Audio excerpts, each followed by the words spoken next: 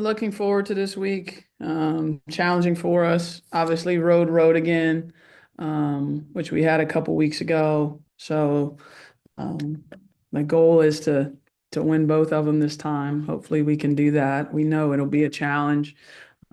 Both teams present a lot of different issues for us. Haven't watched a ton of Georgia Tech yet, so can't give you detailed stuff on them. But SMU has our full attention, and a lot of athleticism, um, guards that can really score, physical, great rebounding team, and they can disrupt on the defensive end as well. It'll be a tough game for us. Hopefully, we can get back and refocus on what we need to do and understand that just the games are different on the road. I mean, I don't know how to explain it, but they're just different, and you have to kind of grind them out. That's usually how it works. Proud of the week we had, but it's kind of already expired in my book. You know what I mean? Like we're already past it. We got to move on and try and get a couple more wins. Thanks, Coach. Royal, we'll start with you. Good morning, Coach. How you doing? Good, thank you. Coach, I want to jump right into it. Your matchup with SMU. What has just been your message to your team just to like not play down to the level of competition? And no, this is no disrespect to SMU. Um, this is more like a appreciative for the Duke women's basketball program, where a lot of times you come out and the girls put their foot on their necks early in the game and don't let off. But what can you kind of like reiterate to your team that when you go into this matchup, that's the goal is starting off fast, defensive mindset that you put this team away early and not play down to a level of competition. Well, I'll disagree with you there. I don't think we're going to play down to anybody. I think we have to raise ourselves to their level of intensity. Um, we have a lot of respect for them as an opponent, and we know that they're fully capable of beating us. And if we don't match their level of aggressiveness and their level of intensity, will lose the game. That's how it works in our league. So we have focused on, we just had one day of prep so far. We have focused on um, being physical, being aggressive, being disciplined, because they have some players that can really attack you and score and make you look bad. And we want to win. We don't want to look bad. We want to play well. And so the challenge is can you play at that level time and time again? We showed that we did it last week. Great. But it's not like we start the game up 10-0 because we won both games last week. We start the game 0-0. We got to be ready to play. And they're a team that can beat anybody in our league. They've shown the ability, and we're going to have to be ready for them. Coach, piggyback off that, what's been your assessment on Ashlin Jackson over the last two games, averaging nearly 30 minutes a game, 16 points, but I think more importantly, zero turnovers throughout that duration. What's just been your assessment of her and just the emergence of her throughout the whole season? Thought Ashlyn had a really aggressive start to the season. Thought there was a lull in there in December and early January where she didn't play up to the level she's capable of. And I thought this past week she got back closer to her level that she's capable of. And I'm hopeful that she stays there.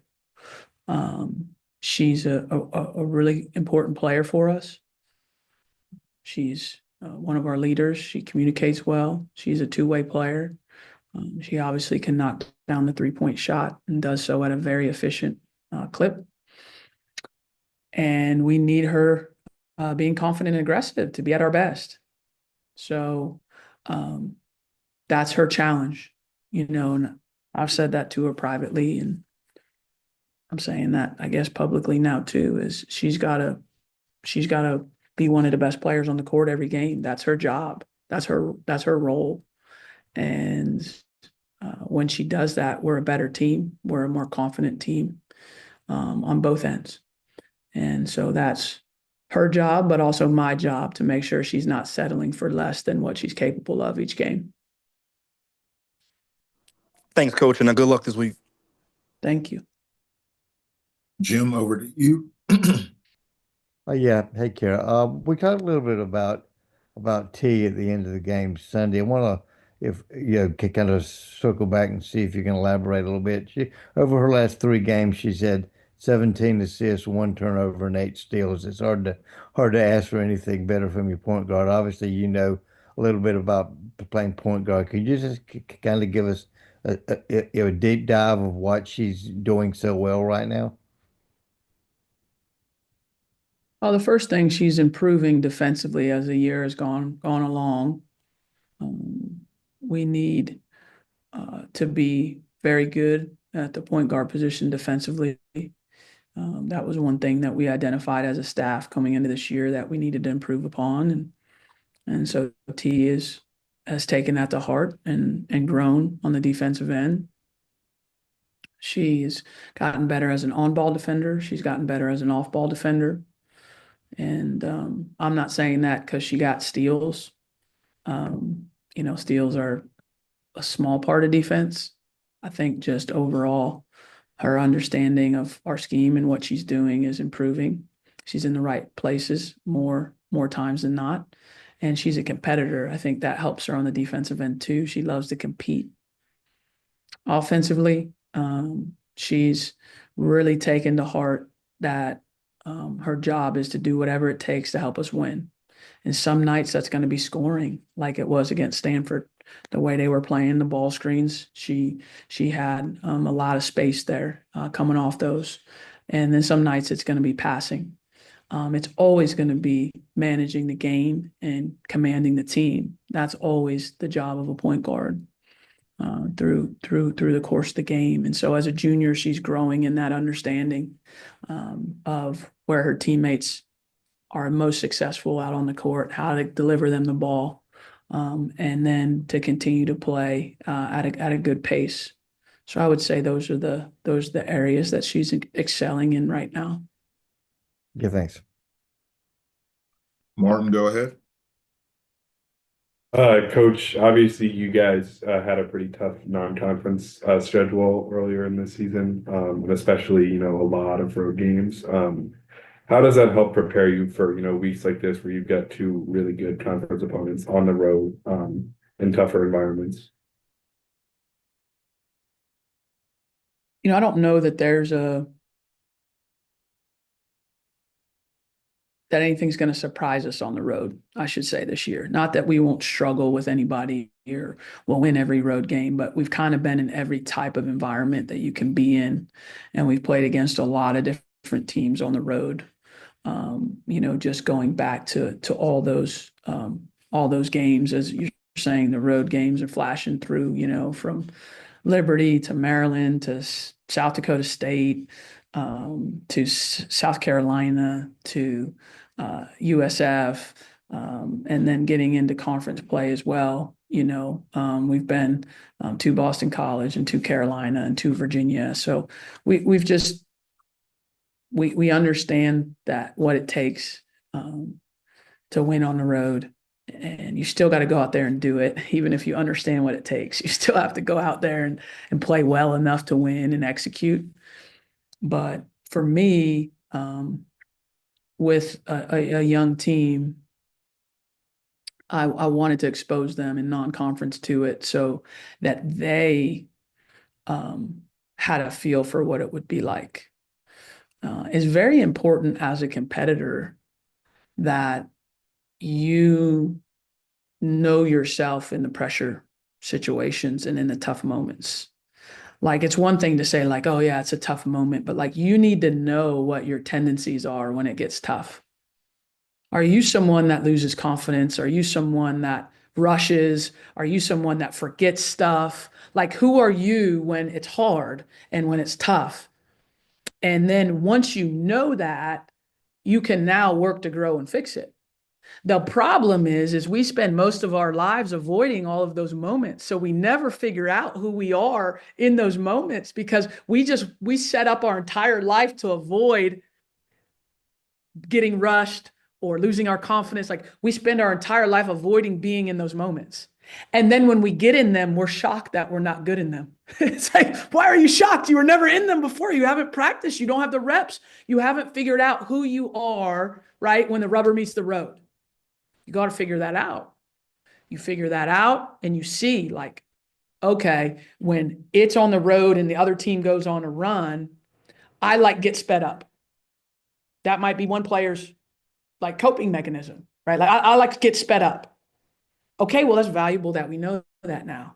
So now the next time they're in that moment, they can actively try to not get sped up, whether that's breathing, whether that's talking to themselves, whether that's me as a coach recognizing that too and saying something to them, like saying to them, slow down, whatever it is. That's what this is. It's about putting them in all these different types of situations and teaching them about themselves.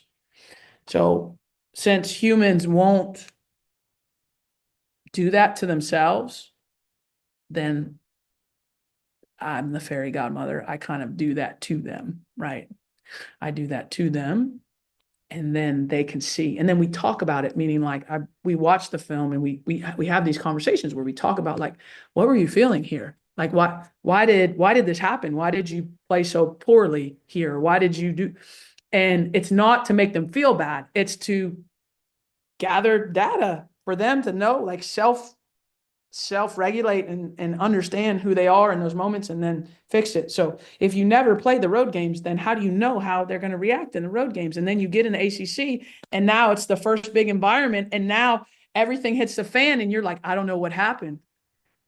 I don't want to not know what's going to happen. I need to know before, right? And then we can work on fixing it. And that's not something that will resolve in one rep or 2 reps, not 1 year or 2 years with some of them. Some of them, it takes a long period of time.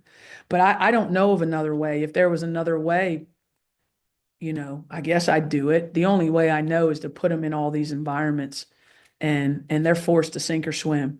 And if they sink, we figure out why. Why did they sink? And then we talk about it and then we work with them to learn how to swim in those situations. Lewis, over to you. I'm gonna remember the fairy godmother line there, Kara. I did want to ask. I know you said that defensively, it's not just about steals, but Yeah. T has been on quite a run when it comes to steals. I think she's only had one game where she hasn't had a steal since like the end of November.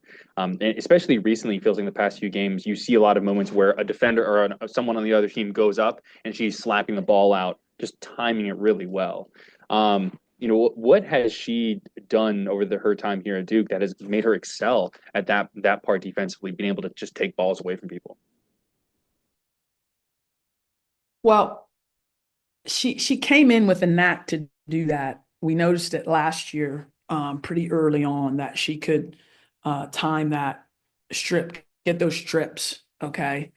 I think what's come together for her this year is that she's in better position now to do it more of the time. So she always had the timing to be able to strip that, but she would be out of position a lot. And so if you're out of position for the strip, that's now a foul, or you're not even close enough to strip it, right? So keeping our body in front, being in the right spot now gives you the chance to be able to make a play. And so that's the thing that we talk about is like, don't go going for every steal. But if you're in the right position, it's going to naturally, like the situation will naturally lend itself where you're going to be able to, boom, get something. And with our players that are new in our system, it really is about understanding what spot are they supposed to be in defensively? Where are they supposed to be? What spot are they supposed to be in? And then when they're in that spot, their body position. There's a certain body position they're supposed to be in the spot that they're in. They're not just supposed to be standing straight in the spot. And if they can get that stuff down now, and they're not having to think about it anymore, now they can play instinctively. Now they can go get the ball. Now they can take a charge. Now they can rotate and get a steal or get a deflection.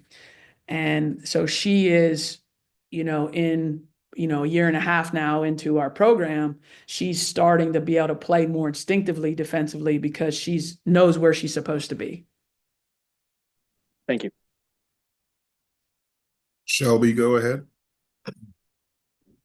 Hey, Coach. Going a little bit of a different direction with this, but just wanted to ask with the NCAA's approval to pay women's basketball teams for their performance in the NCAA tournament with the unit distribution, how do you think this will change just the growth perception of women's basketball, particularly for programs like Duke that are, strong contenders? Now they can be rewarded for that postseason performance. I saw that that was getting approved, but it's my understanding that the revenue is shared amongst all the conference members, depending on how far each conference team goes. Am I correct in that? Or like if we go on a run, we don't get more revenue, our league does, or each league decides how that's dispersed. So I don't know that it like affects us more than it affects any other ACC program, other than if the league does well, there's going to be more revenue coming into the conference office, and then the conference decides how that's dispersed.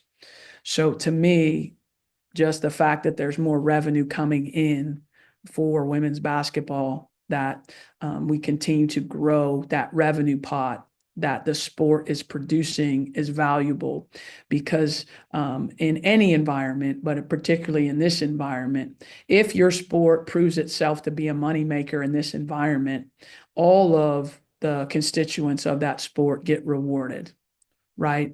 In terms of compensation, that's what it is, and so our sport needs to continue to grow our revenue pot, and that revenue pot can grow in a variety of ways, whether it's ticket sales, whether it's media rights, whether it's sponsorships, like whatever that is, that needs to continue to grow in our sport. And then we will command better television windows. We will command bigger audiences. And it kind of starts a momentum of all that stuff. When those deals are up now, you get more money for your media rights and all of those things. So just a step toward, that is really valuable. Thank you. And yeah, you're right in terms of the conference breakdown. So, yeah. Any more questions for Coach Lawson this afternoon? All right. If not, thank you for joining us, everyone, today, and have a good rest of your day. Thanks, Coach. Thank y'all. See ya. Take care, everybody, and stay warm. Thank you.